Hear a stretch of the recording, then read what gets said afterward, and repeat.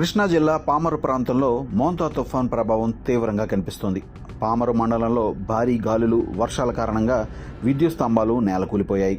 పామరు దిగమరు జాతీయ రహదారిపై అనేక చోట్ల విద్యుత్ స్తంభాలు కూలిపోవడంతో రహదారిపైనే తంతులు పడిపోవడంతో వాహనాల రాకపోకలకు తీవ్ర అంతరాయం ఏర్పడింది. గాంధీ ఆశ్రమం నుండి జాతీయ రహదారి వరకు 9 చోట్ల స్తంభాలు నేలమట్టమయ్యాయి.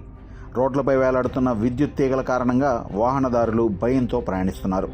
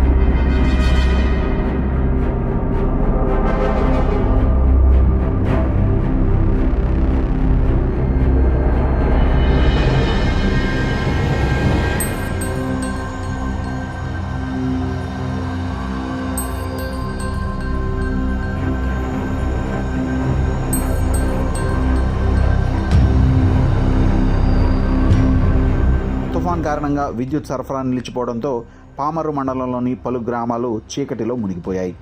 అధికారులు వెంటనే స్పందించి విద్యుత్ పునరుద్ధరణ పనులు చేపట్టాలని కోరుతున్నారు.